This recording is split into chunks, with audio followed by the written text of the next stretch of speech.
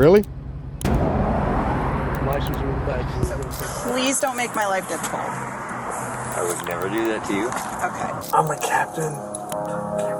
Let me just get him home. You know, I'm the type of cop who doesn't get breaks, okay? Cops have to deal with all kinds of misdemeanors every day. But what happens when those committing the crimes are their own bosses?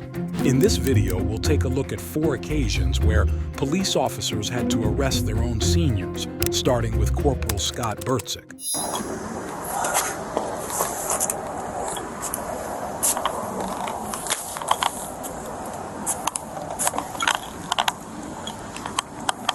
Scott was a veteran officer who'd served on the force for a number of years, but on this ill-fated day, he would be found by a fellow co-worker having crashed his car while he was under the influence. So,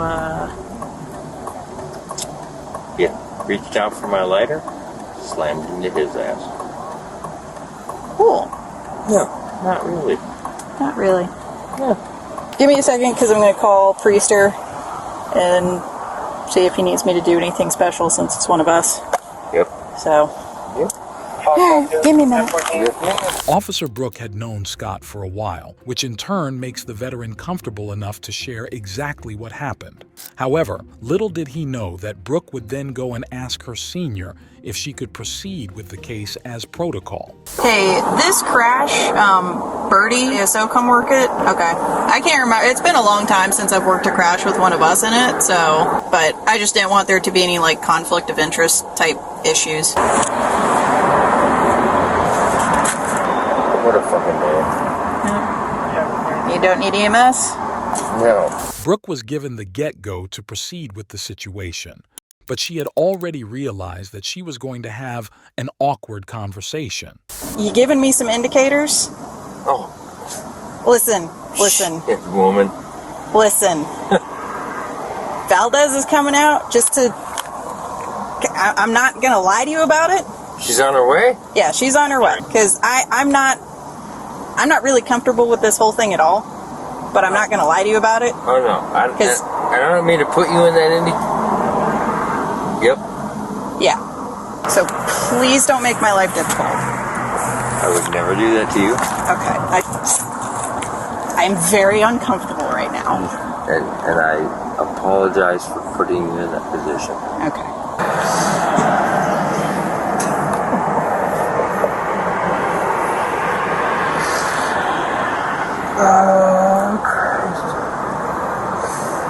It was clear to Brooke that she had to proceed with the case, which was difficult for her as it was. But judging from Scott's patterns of speech, she had already realized that her senior was under the influence of alcohol and seemed very disturbed by the situation. Brooke kept her cool given the circumstances, but you could tell that the entire debacle had left her uncomfortable, so she asked Scott to remain calm until backup had arrived. You can't consume anything. You're killing me. Trying. Come on. Once you begin, do not stop until the test is completed. Do you understand the instructions? You may begin the test. As another officer arrived, Brooke was finally relieved that they could run some sobriety tests so this nightmare could end. However, judging from a few seconds of the clip, anyone could tell that Scott was not in the clearest state of mind. 1, 2, 3, 4, 5, 6, 7, 8, 9. 4, 5, 6, 7, 8,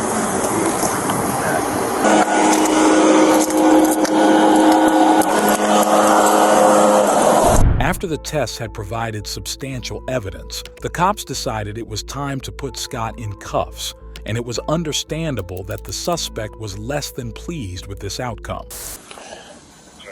I'm very sorry. Did I put you in this position?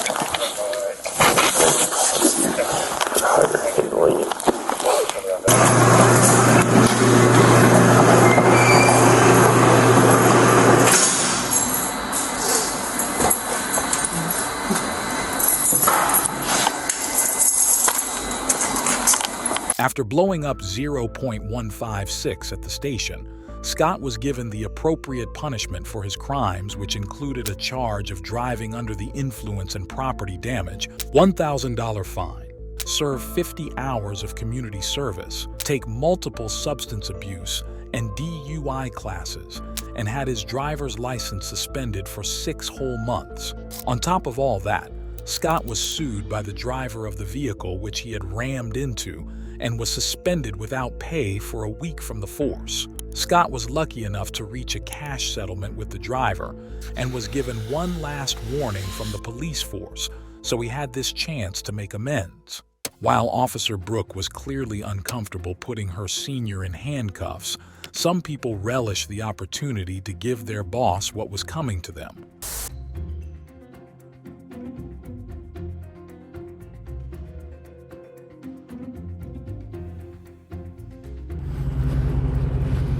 That was the case with this next officer who made a regular stop for speeding, but upon seeing who was inside, he was pleasantly shocked. Really?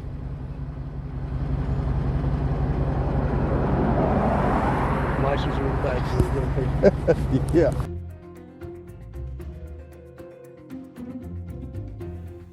It turns out that the man in the Dodge Charger was none other than the chief deputy of the local police station, Michael Yarbrough. However, this changed nothing for the officer, and he performed his duties as he would regardless of who was inside the car, as he asked his boss to provide his license and registration.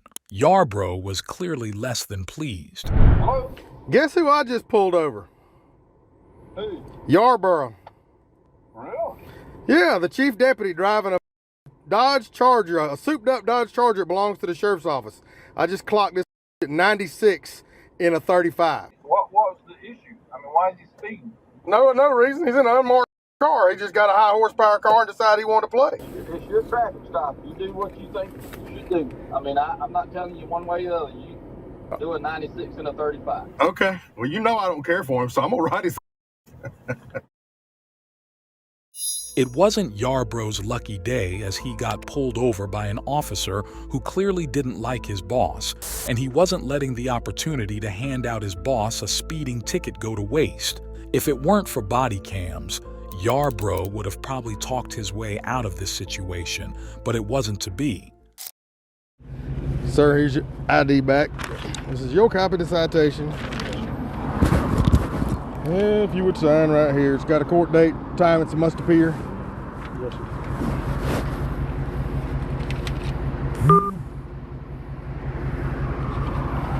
Please slow down and have a safe day. Yes, sir. In Georgia, speeding fines depend on how fast the driver was going. So the higher you are over the limit, the larger the fine you're looking at. In Yarbrough's case, he was looking at a super speeder charge, which would have gone over $500. But it seems as if the officer decided to impose the worst punishment on his boss, which meant a mandatory court appearance. After the incident, however, Yarbrough was only suspended without pay for 40 hours. The chief deputy was pretty lucky that he got off that easy. But this next police officer found himself in a much trickier situation. Stay in your vehicle. Get back in your car. I'm Drunk? no, I'm the captain. Huh? A what? Captain. Get back in your car. Have a seat.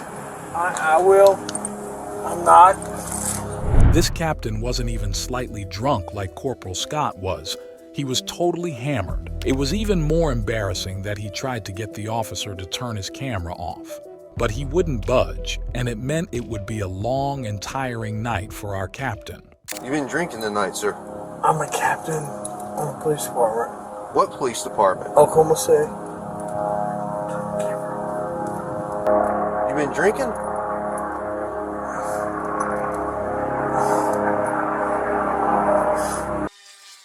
How much we had to drink tonight, sir? While the captain tried his best to talk his way out of this situation, he could barely muster up a couple of words, and according to the officer, he'd been swerving all over the road as well. The only good thing was the fact that no one seemed to have gotten hurt. Please. Huh? I'm not turning my camera off. Okay. Go ahead and step out of the vehicle. You gotta be kidding me. Yeah, we're not gonna get a return on it. Just keep Sir, going. can you turn that off, I cannot, sir. please? I know you're aware of our body cam policy. You know I cannot turn off this body I camera. do, but I'd like to talk to you. I can't do that, sir. Please. Are you going to do the test or not? Will you please talk to me? I'll talk to you once we're You done. can turn it off, you can turn it on. I can turn it off once I'm done with my investigation, sir. Okay.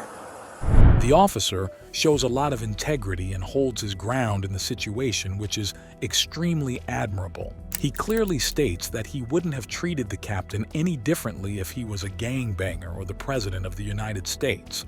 It was a terrible day for the captain, who probably hoped he was stopped by a more corrupt cop. You're familiar with the walk and turn? I am. Okay. While I demonstrate the walk and turn for you, I want you to stand with your left foot in front of your right foot, okay?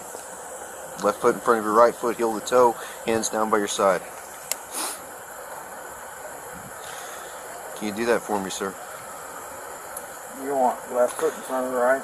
Yes, sir. Hands down by your side. Okay. Attempt to hold that position while I demonstrate for you. You're going to take 9 heel to toe steps, counting out loud.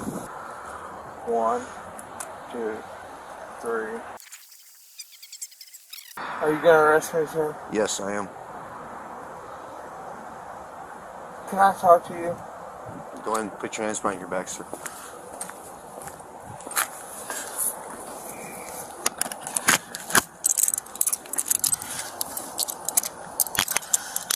Can we turn the camera off now? Once the investigation concluded, Captain French was placed under arrest and faced a severe punishment. The captain was suspended from his position as the Oklahoma Police Department, but that wasn't all. He was also hit with a DUI charge, which would likely amount to a fine and several months in jail. While this clip showed us that all officers aren't always lucky when they're stopped for speeding or drunk driving, this next video shows us how sometimes Lady Luck is on their side. She was on the blue line. She's on the white line again. Hello. This cop made a routine stop in Lordburg after suspecting that the driver had been drinking. However, after he pulled the truck over, he was shocked and pretty disappointed to see who was behind the wheel. It's Glenda, National Alcohol. So, who's with her? The little child. Or, I mean, we're going to have to do our job, though. Okay. Do our thing, but I mean, we still got a job to do. Okay. The driver was the city's mayor, Glenda Green, and not only was this her third time committing the same offense, she was driving with her foster child in the front seat. How much have you had?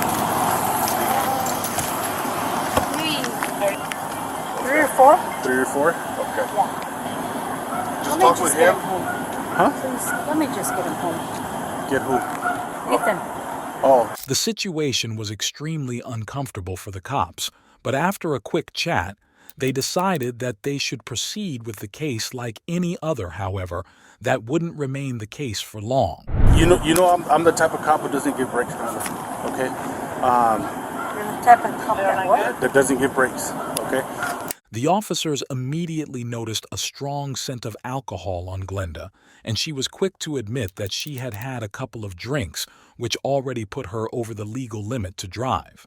And because it was her third time being stopped for this, one of the officers feels like this time she wouldn't be getting out of this predicament with just a pat on the back. Well, when I finally recognized the truck, I was like, shit. So I contacted Aaron. Because she begged for me to let him take him home, but I can't. When she got out, she can't even walk, bro. So that's not like that. While the officers seemed conflicted about what they should do, they realized that it might be best to get New Mexico State Police to take over as Glenda was their boss, and it would be a conflict of interest if they were to proceed.